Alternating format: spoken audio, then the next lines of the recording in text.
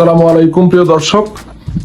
প্রথমে একটা বিষয় ক্লিয়ার করে নিয়ে আমি মূল আলোচনায় যাই। সেটা হলো যে এই যে বাংলাদেশে একটা ছাত্র জনতার অভ্যুত্থান হলো এবং অভ্যুত্থানের মধ্য দিয়ে প্রায় 16 বছরের একটা জগদ্দল পাথর বাংলাদেশের মানুষের বুক থেকে সরানো হলো। এর মধ্য দিয়ে একটা বহুল কাঙ্ক্ষিত মুক্ত পরিবেশ, একটা বহুল কাঙ্ক্ষিত স্বাভাবিক অবস্থা দেশে ফিরে এসছে, অনেকখানি, পুরোপুরি না হলেও।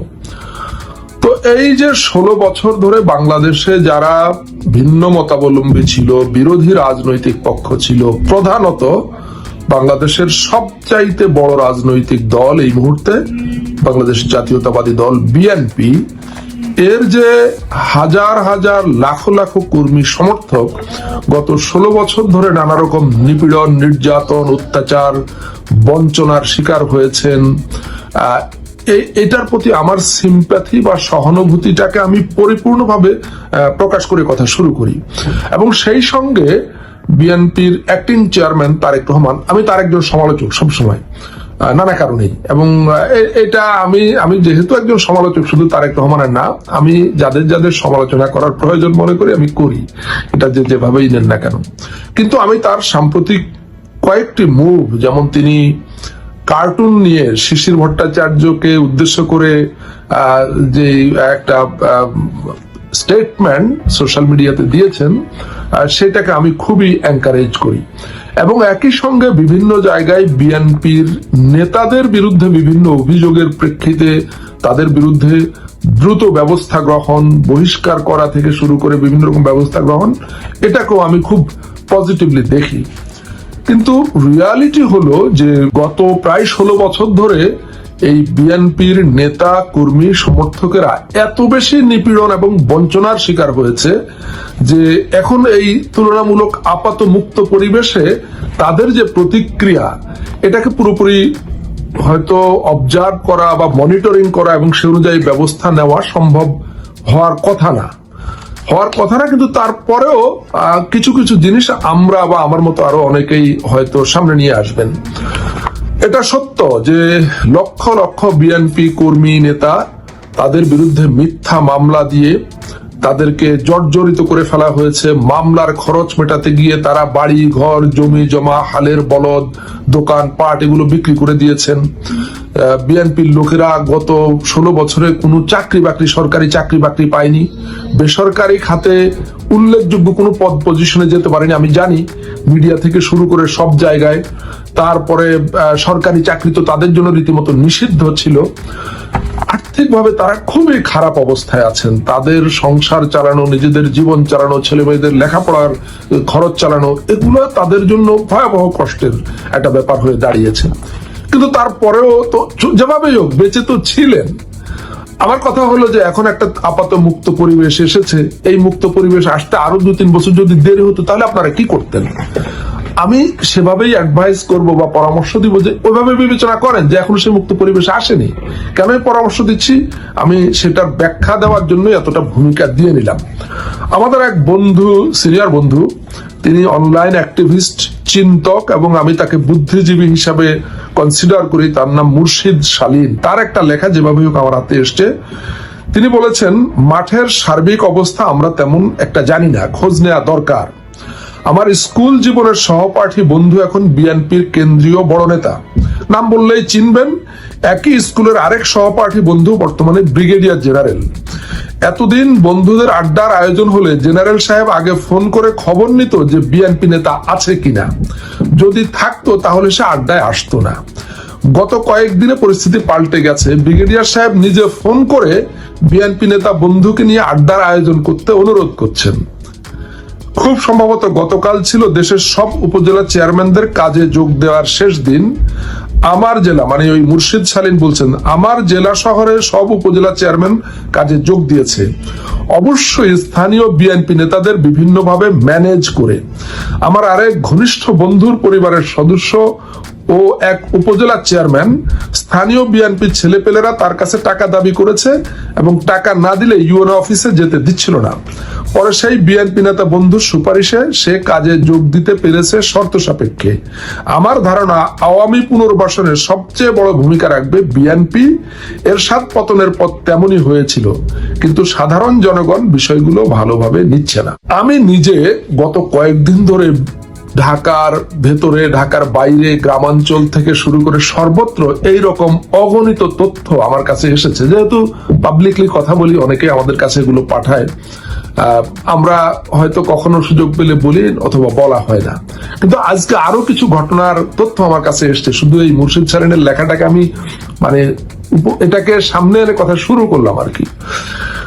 আমাকে বলা হয়েছে বিভিন্ন সূত্রে, বিভিন্ন তথ্যে, যে 1000 টাকা থেকে শুরু করে 1000 কোটি টাকা ডিলের বিভিন্ন রকম ফের আছে।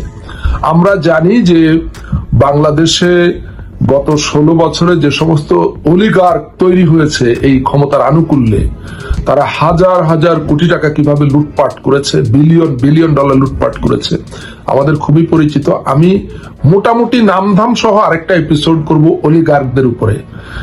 একটা করলে হবে না, একাধিক এপিসোড করতে হবে। আমার প্রত্যাশা রইল, জানি না পারবো কিনা, অনেক সীমাবদ্ধতা, কিন্তু ইচ্ছার কথা আপনাদের জানিয়ে রাখলাম, এই অলিগার্কদের নিয়ে কথা বলবো। তো এই অলিগার্কদের মধ্যে এরা তো 5ই আগস্টের পর বা ওই আগে পরে না, ঠিক আগে পরে এরা পালিয়ে গেছে, যে যার মতো দেশের ভিতরে কিংবা বাইরে যে যেমন পারে পালিয়ে গেছে। এই অলিগার্কদের এরা নিজেরা কবে জনসমক্ষে আসবে এটা তো এখনো বলা মুশকিল, কিন্তু নিজেদের সম্পদ রক্ষার জন্য, প্রতিষ্ঠান রক্ষার জন্য, যে টাকা পয়সা লুটপাট করেছে সেগুলাকে সুরক্ষা দেবার জন্য যে যেভাবে পাচ্ছে বিভিন্ন লেভেলে তারা সমঝোতার চেষ্টা করছে, এবং এরই মধ্যে অনেক সমঝোতা হয়ে গেছে। সমঝোতা করবার জন্য তারা যে পর্যায়ে সুইটেবল, মানে যার সঙ্গে সমঝোতা করলে সেটা কার্যকর হবে, সেই সমঝোতা তারা করবার চেষ্টা করছে। এবং প্রধানত এই সমঝোতার ক্ষেত্রে তারা বিএনপির বড় নেতা, মাঝারি নেতা, ছোট নেতাদেরকে ধরছে। একেবারে গ্রাম থেকে উপজেলা ও জেলা, বিভাগীয় শহর এবং ঢাকায় কেন্দ্রে সব জায়গায় এটা হচ্ছে। ঢাকাতে অলিগার্কদের কয়েকটি টিভি চ্যানেল এবং পত্রিকা আছে যারা গত 16 বছর ধরে কিংবা গত 12-14 বছর ধরে একটানা নির্লজ্জভাবে বাংলাদেশের এই মাফিয়া শাসন ব্যবস্থাকে সমর্থন করেছে এবং ভিন্ন মতের বিরুদ্ধে প্রপাগান্ডা চালিয়েছে, ভিন্ন মতের চরিত্র হরণ করেছে, ইনক্লুডিং তারেক রহমান, তারও চরিত্র হরণ করেছে। এই রকম মিডিয়াগুলোর মালিকেরা তারা বিএনপির কিংবা বিএনপি পন্থী সাংবাদিক নেতাদের কোনো অংশের সঙ্গে গোপন সমঝোতায় পৌঁছে, বড় ডেফিনেটলি কিসের বিনিময়ে আমরা বুঝতে পারি, তারা এইগুলো পুনর্দখল নিচ্ছেন। অনেকেই গোপন অবস্থা থেকে এসে আবার বসে যাচ্ছেন। এরকম অন্তত 4টি টিভি চ্যানেলের কথা আমাকে স্পেসিফিক বলা হয়েছে। আমি নামধাম বলছি না, কারণ যাদেরকে অভিযুক্ত করা হয়েছে এরা অনেকেই আমার ব্যক্তিগত পরিচিত, অনেকেই ব্যক্তিগত ঘনিষ্ঠ। আমি তাদেরকে দোষ দিই না, আবার দিইও। এই লোকগুলো সাংবাদিকতার ক্ষেত্রে আমি বলি, আমি যেহেতু সাংবাদিকতার লোক, শত শত জেনুইন সাংবাদিককে চাকরিচ্যুত করা হয়েছে। তাদেরকে কোথাও কোনো টেলিভিশনে, কোনো পত্রিকায় চাকরি করতে দেওয়া হয়নি। আমি নিজে তার একজন, যে রাতারাতি চাকরি হারিয়ে আমাকে দেশ ছাড়তে হয়েছিল। আমি এইসব গল্প কখনো বলি নাই, কোনোদিন আমি আমার নিজের কথা বলি নাই, এখনো বলবো না, ভবিষ্যতে কখনো পারলে বলবো। এটুকু শুধু বললাম যে আমার মতো শত শত সাংবাদিককে কর্মহীন, বেকার করা হয়েছে। আমি মাঝে মাঝে ভাবি, এই এতগুলো বছর তারা কত কষ্ট করে চলেছেন দেশের ভিতরে। আমরা তো কোনোভাবে বিদেশে চলে এসেছি, অনেক বেটার ছিলাম। তাদের জীবনের কঠিন সময় গেছে, টাকা নেই, পয়সা নেই, সন্তান সন্ততি, ঘর ভাড়া, বাবা মা, আত্মীয় স্বজন। এইরকম পরিস্থিতিতে অনেকের কাছেই যখন কোনো অফার আসে, তাদের পক্ষে হয়তো এগুলো ইগনোর করা বা এড়িয়ে যাওয়া সম্ভব হয় না, কারণ তার নিড আছে। তো এইরকম নিডি মানুষ আবার পরিবর্তিত পরিস্থিতিতে ক্ষমতাও আছে, এই ধরনের লোকদের বেছে বেছে ধরছে ওই দুর্বৃত্ত লুটেরারা, এবং তাদের সঙ্গে একটা সমঝোতায় গিয়ে নিজেদের এই প্রতিষ্ঠানে তারা বসছেন, এগুলো নিরাপদ করছেন, নিজেদের লুটপাটের পুঁজি নিরাপদ করছেন। এই যে একটা কথা আওয়ামী লীগের ওবায়দুল কাদের সহ বিভিন্ন নেতারা বলতো না, যে যদি কখনো আওয়ামী লীগ ক্ষমতা থেকে যায় তাহলে লক্ষ লক্ষ লোক মারা পড়বে, খুন হবে, এটা বলতো না। এটা তো আসলে তারা এরকম সিচুয়েশনই তো তৈরি করেছিল, মানুষের উপর অত্যাচার, অনাচার, নিপীড়ন তারা 16 বছর ধরে করতে করতে এই জায়গায় তো এনেছিল, যে একটা খুব স্বাভাবিক প্রতিক্রিয়া হওয়ার কথা ছিল, যে অনেকটা সিভিল ওয়ারের মতো হয়ে যাবে।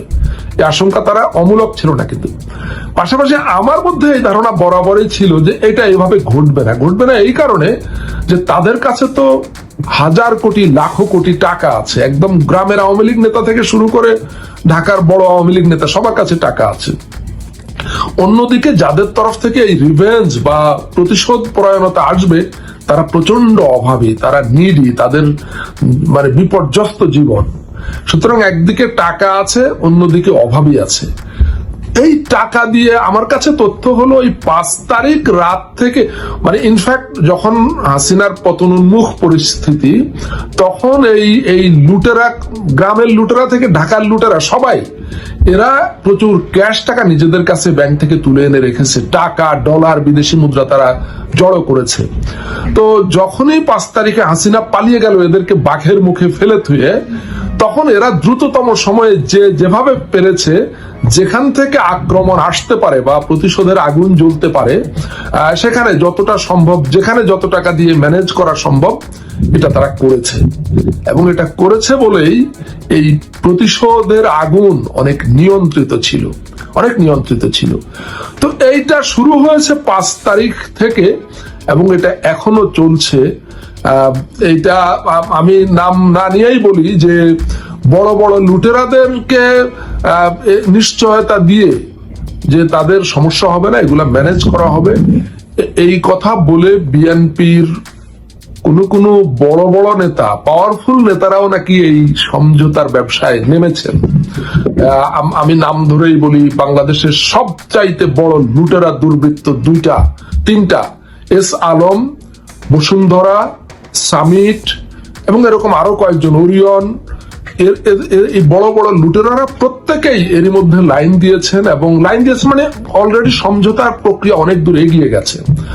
আমি দেশের জনগণকে তথ্যটা জানিয়ে রাখছি, আমি বিএনপির প্রধান নেতৃত্বকে তথ্যটা জানিয়ে রাখছি, আমি এই বিপ্লবের পুরোধা আমাদের ছাত্র সমাজের যে নেতারা আছেন তাদেরকে জানিয়ে রাখছি, সর্বোপরি বাংলাদেশের এই পরিবর্তনের অঙ্গীকার করে দায়িত্ব গ্রহণকারী আমাদের সর্বজন শ্রদ্ধেয় বিশ্ব বরেণ্য বাংলাদেশী প্রফেসর ইউনূস এবং তার ক্যাবিনেটের সদস্যদের দৃষ্টি আকর্ষণ করে রাখছি যে এই ঘটনাগুলো ঘটছে, এটা একদিকে এগুলো কঠোরভাবে এগুলো মানে কিভাবে বন্ধ করা যায় সেই দিকে যেতে হবে। একই সঙ্গে গত 16 বছর ধরে যে সমস্ত বঞ্চিত, নিপীড়িত, নির্যাতিত, চাকরিহীন, ব্যবসাহীন, রাজনৈতিক কর্মী, সাংবাদিক, বিভিন্ন ক্ষেত্রের লোকেরা আছে, তাদের এই ক্ষতি পুষিয়ে দেওয়ার জন্য, তাদেরকে পুনর্বাসন করবার জন্য জরুরি ভিত্তিতে ব্যবস্থা নিতে হবে। ওই স্বাস্থ্য মন্ত্রণালয়ে আমি একটু আগে যে আলোচনা করলাম, ওইভাবে ওই দুর্বৃত্তরা ঘুরে ফিরে আবার সমস্ত জায়গায় বসে থাকবে, বঞ্চিতদের স্পেশাল প্রোগ্রামের আওতায় বা বিশেষ বিবেচনায় তাদের ক্ষতি পোষণের ব্যবস্থা করা হবে না।